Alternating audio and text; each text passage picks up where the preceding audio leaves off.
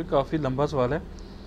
آپ نے جس طرح کہا تقی عثمانی صاحب جن کی مثال دی بینکنگ سسٹم میں انہوں نے میزان بینک کے ذریعے جیسے سود کے متعلق جو غلط فہمیاں تھیں حل کی اپنی طرف سے، تو کیا ہم باقی معاملات میں بھی ان کی طرف رجوع کر سکتے ہیں جیسا کہ تقلید، نماز اور دیوبند کے باقی عقائد، قبروں سے فیض کا عقیدہ یا دوسرے فقہی نہیں، استغفر اللہ، میں نے کب کہا ہے؟ ہم تو ہمیشہ یہ کہتے ہیں کہ جو سچی بات ہے کسی کی لیں، وہ چاہے شیطان بھی کہہ رہا ہو. صحیح بخاری میں 2311 نمبر حدیث ہے کہ مطلب شیطان نے حضرت ابو ہریرہ کو انسانی شکل میں آ کے آیت الکرسی کا وظیفہ تعلیم کیا ہے. نبی علیہ السلام فرمایا ہے تو وہ جھوٹا تھا لیکن اس نے بات سچی کی ہے، وہ شیطان تھا کہ جو شخص رات کو آیت الکرسی پڑھ کے سوئے، ایک فرشتہ صبح تک اللہ تعالیٰ کی طرف سے حفاظت پہ مامور ہو جاتا ہے.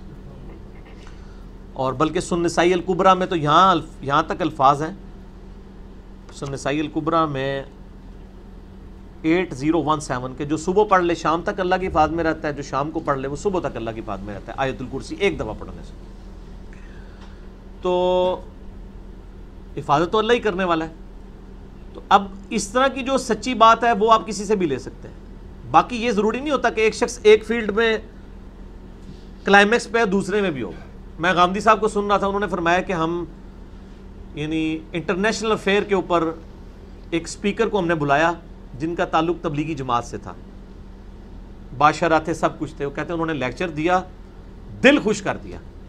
جب وہ اس وقت یونیورسٹی میں پڑھا کرتے تھے، پنجاب یونیورسٹی میں، غامدی صاحب کہتے ہیں کہ ہم نے کہا اس کے لیول کا بندہ ہی کوئی نہیں ہے. لیکن جب بعد میں ہم پرسنل گفتگو میں بیٹھے، جب دین پہ ڈسکشن شروع ہوئی تو لگا کہ آسمان سے آ کے یہ زمین پہ گر گیا، دین کی الف بے نہیں پتا، جو معذرت کے ساتھ اکثر دیندار لوگوں کا حال ہوتا ہے. اب وہ فارن افیئرس تو اس نے سیکھ لیے تھے لیکن دین سیکھا نہیں ہوا تھا. دین تو ہم سمجھتے ہیں یہ واحد چیز ہے جو بغیر سیکھے ہی آ جائے گی. کہاں سے آئے گی؟ ماں باپ سے. ماں باپ کو خود نہیں آتا، آپ کو کیسے آئے گا ان کو دیکھ کے؟ انہوں نے کہاں سے سیکھا تھا؟ تو سیکھنے سے چیزیں آتی ہیں میرے بھائیوں. تو ایک شخص ایک فیلڈ میں تو بہت اوپر ہے، دوسرے میں زیرو. امام غزالی نے بھی المنقذ من الضلال میں لکھا ہے کہ کسی شخص کی ایک فیلڈ میں مہارت سے آپ امپریس ہو کے دوسری فیلڈ میں بھی اس کی رائے کو جب حتمی تصور کرتے ہیں نا تو یہیں سے گمراہی شروع ہوتی ہے. کسی کو رفع آخر نہ مانے سوائے اللہ کے محبوب صلی اللہ علیہ وآلہ وسلم کے. کوئی شخص ایک معاملے میں اوپر ہو سکتا ہے، دوسرے معاملے میں ضروری نہیں کہ اس لیول کے اوپر ہو. اب حضرت عمر کتنے فہم والے انسان تھے لیکن کئی مسائل میں حضرت علی ان کی اصلاح کر دیتے تھے، کیونکہ یعنی جو قضاء والا معاملہ تھا، فیصلہ کرنا، اس میں حضرت علی کی مہارت تھی جو دوسرے صحابہ کی نہیں تھی. ٹھیک ہو گیا. اس طریقے سے فتنوں سے متعلق جتنی حدیثیں ہیں یہ حضرت حذیفہ ابن یمان کو پتہ ہوتی تھی، باقی صحابہ بھی انہی سے پوچھا کرتے تھے فتنوں کے بارے میں. تو ایکسپرٹیز ہوتی ہے نا مختلف فیلڈ میں. تو آپ دلائل کے اوپر دیکھیں. میں نے اگر تقی عثمانی صاحب کی تعریف کی ہے دلائل کی بنیاد پہ کی ہے.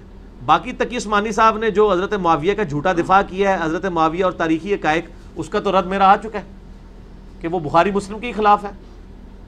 اسی طریقے سے تقی عثمانی صاحب نے تقلید کو ثابت کرنے کے لیے جو کچھ جتن کیے ہیں وہ تو بالکل فضول ہے. تو جہاں پہ وہ ٹھیک ہے وہ ٹھیک ہے، جہاں پہ وہ غلط ہے وہ غلط ہے.